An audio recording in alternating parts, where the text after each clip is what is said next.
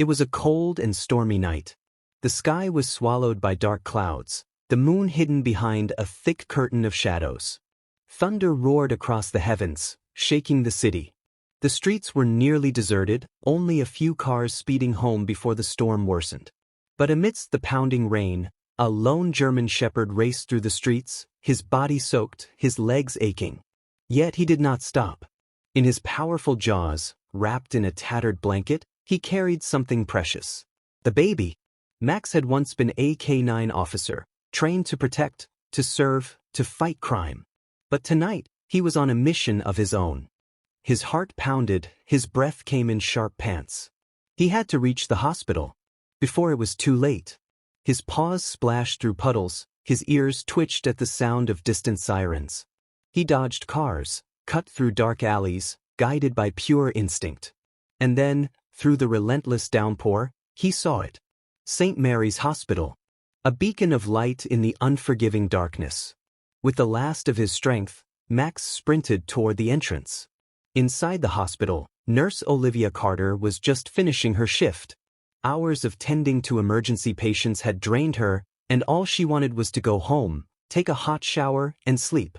But then, barking. But desperate. At first, she ignored it. Stray dogs were common in the city. But then, a faint, weak cry. Her heart clenched. She turned toward the glass doors and froze. A soaking wet German shepherd stood in the storm, barking furiously. His brown eyes were locked onto hers, pleading. And in his mouth, a tiny baby. For a moment, Olivia's mind went blank. Then instinct took over. She rushed forward, threw the doors open, and dropped to her knees. The dog gazed at her, his eyes filled with urgency. Gently, he lowered the baby into her hands. Olivia gasped. The infant's skin was ice cold, its lips tinged blue. It wasn't moving. "I need a doctor now," she screamed. The battle for life. Dr. James Miller, the hospital's senior pediatrician, sprinted into the room. One look at the baby and his voice rang with authority. "Severe hypothermia. Get a heating pad. We need oxygen." Nurses rushed into action. Warm blankets wrapped around the baby's tiny form, an oxygen mask carefully placed over its delicate face. Olivia stood frozen, her heart pounding. Would the baby survive? She turned back toward the dog. Max stood at the entrance, shivering, soaked to the bone. But he didn't leave. His eyes stayed locked on the baby. That's when Olivia noticed he wasn't just any stray. Around his neck hung a collar, and attached to it, a police badge. Her stomach tightened. Something wasn't right. She grabbed her phone and called the police. Minutes later, Detective Ryan Carter stormed into the hospital. But when his eyes landed on the dog, he stopped cold. "Max." His voice was barely above a whisper. "You know him?" Olivia asked, stunned. Ryan knelt beside the dog, his expression unreadable. "Max was my partner in the K-9 unit." His voice was thick with emotion. "We worked together for years. But after I was injured, I had to retire." Max was reassigned to another officer, Daniel Ford. At the name, Max's body tensed. His ears stood up. A deep, menacing growl rumbled from his throat. Ryan's jaw clenched. "Something's wrong.